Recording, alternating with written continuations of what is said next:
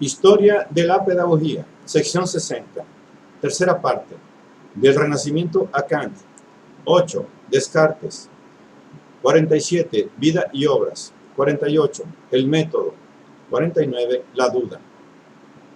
Esta es una obra de los maestros Abagnano y Wieselberg. 8. Descartes. Vida y obras. Los resultados fundamentales del humanismo y el Renacimiento confluyen y se unifican en la persona de Descartes, quien al mismo tiempo plantea el nuevo problema que emerge de esos resultados. El reconocimiento de la subjetividad humana y la exigencia de profundizarla y aclararla mediante un retorno a ella misma, el reconocimiento de la relación del hombre con el mundo y la exigencia de resolver esa relación a favor del hombre mediante el acrecentamiento de su dominio sobre el mundo.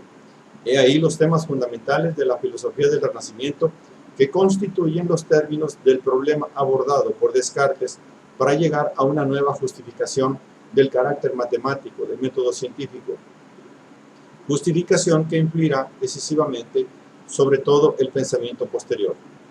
René Descartes nació el 31 de marzo de 1596 en La Haya, en la Turena. Se educó en el colegio de jesuitas de La Fleche, donde permaneció desde 1604 hasta 1612. Los estudios que hizo durante ese periodo fueron sometidos a crítica por él mismo en la primera parte del discurso. No le dieron una orientación segura a cuya búsqueda Descartes dedicó entera la existencia. En 1619 le pareció haber encontrado el camino propio, en forma casi milagrosa, como por inspiración divina. Una noche, como cuenta él mismo, tuvo 3 sueños sucesivos en obediencia de los cuales hizo voto de ir en peregrinación al más famoso santuario de Italia, el de la Virgen de Loreto. La primera intuición de su método la tuvo, pues, en 1619. La primera obra donde la expresó fueron las Regulae ad Directionem Ingenii, compuestas justamente entre 1619 y 1630. En ese periodo se dio a la vida militar y participó en la Guerra de los 30 años. Pero en aquella época el oficio de soldado dejaba un amplio margen de libertad a los nobles y Descartes tuvo ocasión de viajar a su talante por toda Europa y de dedicarse a estudiar matemática y física, prosiguiendo asimismo la elaboración de su doctrina del método. En 1628 pasó a residir en Holanda, tanto para gozar de la libertad filosófica y religiosa que caracterizaba al país, como para poder trabajar a su sabor sin ser perturbado por las obligaciones sociales que en París y en provincia le quitaban mucho tiempo. Había empezado a componer un tratado de metafísica sin pensar, por otra parte, en una publicación inmediata. Pero mientras tanto, reanudó el estudio de la física y le vino la idea de componer un tratado sobre el mundo. Sin embargo, no lo sacará a la luz con tan ambicioso título, sino con el de Tratado de la Luz. La condena de Galileo, en junio de 1633, lo indujo a no publicar la obra, en la que sostenía la doctrina copernicana. Posteriormente, dio a conocer algunos de los resultados por él obtenidos. De esa forma nacieron los 3 ensayos, la dióptrica, los meteoros y la geometría, a los que puso un prefacio titulado Discurso del método. La publicación fue en Leyde en 1637. Más tarde, reanudó el tratado de metafísica con la intención de darle la forma definitiva. En 1640, por intermedio de un amigo, el padre jesuita Marcén, envió la obra a un grupo de filósofos y teólogos para que la comentasen. Se publicó en 1641 con el título Meditaciones sobre la filosofía primera, en que se demuestra la existencia de Dios y la inmortalidad del alma, junto con las objeciones que se le habían hecho y las respuestas del propio Descartes. Posteriormente, reelaboró su Tratado del Mundo y le dio la forma de un resumen destinado a las escuelas con el título de Principia Philosophiae, 1644. La amistad epistolar que cultivaba con la princesa Isabel del Palatinado le sugirió la idea de su monografía psicológica Las pasiones del alma, publicada en 1649. En ese mismo año se dio a las reiteradas invitaciones de Cristina de Suecia para que se instalara en su corte. Llegó a Estocolmo en el mes de octubre, pero el crudo invierno septentrional le causó una pulmonía y falleció el 11 de febrero de 1650. 48. El método. El problema que domina por entero la especulación de Descartes es el del hombre Descartes. El procedimiento de Descartes es esencialmente autobiográfico, incluso cuando pretende ser objetivo o escolástico. Su precedente y ejemplo es Montaigne. Mi propósito, dice, no es enseñar el método que cada cual debe utilizar para guiar bien la propia razón, sino solamente dar a conocer la forma en que he tratado de dirigir la mía. Al igual que Montaigne, Descartes no quiere enseñar, sino describirse a sí mismo, razón por la cual debe hablar en primera persona. Su problema surge de la necesidad de orientación que lo acucia al salir de la escuela de La Flecha, uno de los mejores colegios jesuitas de la época, cuando, no obstante, haber asimilado con buen éxito el saber de su tiempo, cae en la cuenta de no poseer ningún criterio seguro para distinguir lo verdadero de lo falso y de que todo lo aprendido prácticamente no le sirve de nada en la vida. La crítica que formula acerca de las disciplinas del Colegio de La Flecha constituyen un importante balance pedagógico de la época. Después de ensalzar genéricamente estas disciplinas, Descartes declara que ha dedicado ya demasiado tiempo al estudio de los idiomas, de las historias y de las fábulas antiguas. Así como es provechoso viajar para conocer los usos y costumbres de otros países, pero es malo viajar demasiado, porque se vuelve uno extraño al propio país. Ocuparse con exceso de la historia pretérica conduce a ignorar las circunstancias presentes. Cuando a las fábulas poéticas hacen imaginar como posibles acontecimientos que no lo son en modo alguno, y sus admiradores se exponen a caer en las extravagancias que ahí se cuentan. Para Descartes, elocuencia y poesía son dones del espíritu, más bien que fruto del estudio. La capacidad de razonar bien y una buena dosis de inventiva las vuelven inútiles. A Descartes no le satisfacen ni las matemáticas, tal como se enseñaban por entonces. Los antiguos las han fundado sobre sólidas bases, pero luego sobre ellas no han sabido construir nada, justo al contrario de lo que han hecho en la ética, sobre la cual han elevado estupendos castillos de arena. Tocante a la teología, dice Descartes, que estando como está fundada sobre verdades reveladas que sobrepasan a la inteligencia, debe considerársela como más allá de nuestras posibilidades de examen. Por último, de la filosofía afirmaba que, así como era de incierta y sujeta a disputas, no podía servir para nada, tanto menos para fundar sobre ella otras disciplinas. Por ejemplo, la jurisprudencia, como se hacía en aquel tiempo. Por consiguiente, para Descartes, lo que procede ante todo es buscar un criterio de orientación que sea, al mismo tiempo, teórico y práctico, es decir, que conduzca a saber distinguir lo verdadero de lo falso, especialmente con vistas a la utilidad y las ventajas que de ello pueden derivarse para la vida humana. El método que buscó desde un principio y que estima haber encontrado es una guía para orientar al hombre en el mundo. Debe conducir a una filosofía no puramente especulativa, sino también práctica, mediante la cual podamos erigirnos en dueños y señores de la naturaleza. Es una filosofía que debe poner a disposición de los hombres instrumentos que les permitan disfrutar sin fatiga de los frutos de la tierra y otras comodidades, y que debe perseguir como fin conservar la salud, supremo bien del hombre en esta vida. Descartes es francamente optimista acerca de la posibilidad y de los resultados prácticos de una tal filosofía que a su juicio podría contribuir a liberar a los hombres de una infinidad de enfermedades, tanto del cuerpo como del espíritu, y quizá también del debilitamiento de la vejez. Discurso 6.1.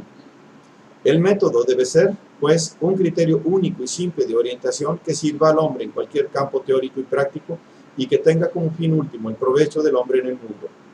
Esta unidad del método en la diversidad de sus aplicaciones había sido ya reconocida por Descartes en las Regulae ad Directionem Ingenii, donde afirma que la sabiduría humana es una sola, cualesquiera que sean los objetos a que se aplique y es una sola porque uno es el hombre en sus diversas actividades. Al formular las reglas del método, Descartes recurre sobre todo a las matemáticas. Las series de eslabonados razonamientos muy sencillos y fáciles de que suelen servirse los geómetras para llegar a sus más complicadas demostraciones me dieron oportunidad de imaginar que todo cuanto puede abarcar el conocimiento humano se relaciona de la misma manera. Discurso 3.5.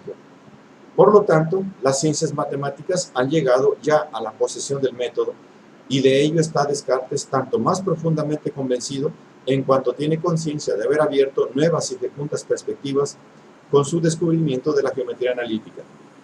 Pero no se trata solo de cobrar conciencia de este método, es decir, de abstraerlo de las matemáticas y formularlo en general para poderlo aplicar a todas las otras ramas del saber.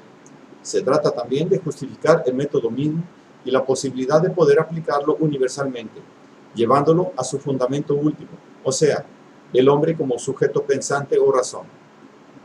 El hecho de que la matemática se le haya presentado a Descartes ya en posesión de la práctica del método, le facilitó sin duda alguna la tarea. Pero esta tarea empieza de verdad con la justificación o fundamentación de las reglas metódicas, justificación que es la única que autoriza la aplicación universal de estas a todos los dominios del saber humano. Por consiguiente, Descartes debía, 1. Formular las reglas del método teniendo ante todo presente el procedimiento matemático en el cual están ya, en cierto modo, presentes. 2. Fundamentar con una investigación metafísica el valor absoluto y universal de este método. 3. Demostrar la fecundidad del método en las diversas ramas del saber. Tal fue, en efecto, la tarea filosófica de Descartes. Respecto al primer punto, en la parte 2 del discurso, Descartes nos da la formulación más madura y simple de las reglas del método, que son 4. 1. No aceptar nunca como verdadero lo que con toda evidencia no reconociese como tal. Es decir, que evitaría cuidadosamente la precipitación y los prejuicios, no dando cabida en mis juicios sino aquello que se presenta a mi espíritu en forma tan clara y distinta que no sea admisible la más mínima duda. Esta era para Descartes la regla fundamental, la evidencia, la intuición clara y distinta de todos los objetos del pensamiento y la exclusión de todo elemento sobre el cual hubiese duda. 2. Dividir cada una de las dificultades que hallara a mi paso en tantas partes como fuera posible y requiriera su más fácil solución. Es la regla del análisis por la cual un problema se resuelve en sus partes más simples que se consideran por separado. 3. Ordenar los conocimientos, empezando por los más sencillos y fáciles para elevarme poco a poco y como por grados hasta los más complejos, estableciendo también cierto orden en los que naturalmente no lo tienen. Es la regla de la síntesis, por la cual se pasa gradualmente de los conocimientos más simples a los más complejos, suponiendo que ello sea posible en todos los campos. 4. Hacer siempre enumeraciones tan completas y revistas tan generales que se pueda tener la seguridad de no haber omitido nada. La enumeración verifica el análisis, la revisión, la síntesis. Con esta regla se comprueban las dos precedentes. Pero estas reglas no poseen en sí mismas su propia justificación. El hecho de que la matemática se sirva de ellas con buen éxito no constituye una justificación porque podrían tener solo una utilidad práctica para los fines de la matemática misma y estar, no obstante, desprovistas de validez absoluta y resultar, por lo tanto, inaplicables fuera de esta. Por consiguiente, Descartes debe tratar de justificarlas remontándose a su raíz, el hombre como subjetividad o razón. 49. La duda. Según Descartes, para encontrar el fundamento de un método que sirva como guía segura de la investigación de todas las ciencias, hay que proceder a una crítica radical de todo el saber ya dado. Es necesario suspender el asentimiento a todo conocimiento aceptado en general, dudar de todo y considerar, cuando menos provisionalmente como falso, todo aquello acerca de lo cual cabe la duda. Si persistiendo en esta actitud de crítica radical se llega a un principio sobre el que no es posible la duda, este principio deberá considerarse como sólido en sumo grado y tal que pueda servir como fundamento de todo el resto del saber. En este principio se encontrará la justificación del método, de donde se deriva el nombre de duda metódica. Ahora bien, para Descartes, ningún grado o forma de conocimiento se sustrae a la duda. Se puede y por consiguiente se debe dudar de los conocimientos que nos llegan por los sentidos, ya porque los sentidos nos engañan a veces y en consecuencia podrían engañarnos siempre, ya porque en los sueños se tienen conocimientos parecidos a los de la vigilia sin que exista un criterio seguro para distinguir entre unos y otros. Hay conocimientos que son verdaderos así en el sueño como en la vigilia, como los conocimientos matemáticos. 2 más 3 son siempre 5, se duerma o no. Pero ni siquiera estos conocimientos se sustraen a la duda porque también su certeza puede ser ilusoria. Mientras no se sepa nada cierto a propósito de nosotros mismos y nuestro origen, puede suponerse que el hombre ha sido creado por un genio o por una potencia maligna que se ha propuesto engañarlo, haciéndole aparecer como claro y evidente lo falso y absurdo. Pero basta formular esta hipótesis y se la puede formular, dado que no se sabe nada, para que también los conocimientos que aparecen subjetivamente como más ciertos se revelen como dudosos y capaces de ocultar el engaño. De esta forma, la duda se extiende a todo y se vuelve absolutamente universal. Es decir, se llega a la llamada duda hiperbólica. Pero es justamente en el carácter radical de esta duda donde se presenta el principio de una primera certidumbre. Puedo admitir que me engaño, o que se me engaña en todas las formas posibles e imaginables. Pero para engañarme o ser engañado, debo existir, es decir, ser algo y no nada. La proposición yo existo es, pues, la única absolutamente verdadera, porque la duda misma la confirma. Solo quien existe puede dudar. Pero es evidente que esta proposición contiene también un cierto indicio de lo que soy yo que existo. Ciertamente, no puedo decirme seguro de existir como cuerpo, dado que aún no sé nada sobre la existencia de los cuerpos, a propósito de los cuales mi duda persiste. Por otra parte, yo no existo sino como una cosa que duda, esto es, que piensa. La certidumbre de mi existir concierne únicamente a todas las determinaciones de mi pensamiento. Dudar, comprender, concebir, afirmar, negar, querer, no querer, imaginar, sentir. Por lo que a mí concierne, las cosas pensadas, imaginadas, sentidas, pueden no ser reales, pero es evidente que son reales mi sentir, mi pensar, etc. La proposición yo existo equivale, pues, a esta otra. Yo soy un sujeto pensante, es decir, espíritu, intelecto o razón. Mi existencia de sujeto pensante es indudable, como no lo es la existencia de nada de lo que pienso. Puede ser que lo que percibo, por ejemplo un pedazo de cera, no exista, pero es imposible que no exista yo que estoy pensando que percibo ese objeto. Por consiguiente, esta certidumbre original, al mismo tiempo, verdad necesaria, es sobre lo que debe fundarse todo conocimiento ulterior. Y sobre esta certidumbre, Descartes considera que debe fundar la validez de las reglas del método y sobre todo de la evidencia. En este primer conocimiento no hay nada que me asegure acerca de la verdad como la clara y distinta percepción de lo que digo, pero lo que digo no bastaría para asegurarme que lo que digo es verdad. Si me sucediese de encontrar falsa una cosa que yo concibo con tanta claridad y distinción. En consecuencia, me parece que se puede tomar como regla general de las cosas que concebimos muy claras y distintamente, son todas verdaderas. Meditaciones. 3. El principio del cogito ha justificado el criterio de la evidencia. Si la evidencia de un conocimiento cualquiera, por ejemplo matemático, podía ser engañosa, no puede serlo, como se ha visto, la evidencia del cogito, que es confirmada por la duda misma. Si la evidencia del cogito nos es engañosa, toda otra evidencia será del idéntico modo, y en virtud de ese mismo principio igualmente verdadera. La garantía de la verdad está ligada directamente a la evidencia del cogito, e indirectamente a través de esta, a todas las otras evidencias. No es que Descartes considere válido el cogito, porque es conforme a la regla de la evidencia. En realidad, el cogito es la evidencia misma que la existencia del sujeto pensante tiene para sí misma, y por lo tanto justifica y funda todas las otras evidencias. El principio cartesiano repite el proceso de pensamiento que hemos visto ya en San Agustín y en Campanella, pero lo repite en el horizonte de otro problema. No se trata, como en San Agustín, de establecer la presencia trascendente de la verdad, o sea, de Dios, en el interior del hombre. Tampoco se trata, como en Campanella, de establecer la naturaleza del alma sensible en cuanto a conciencia de las propias modificaciones.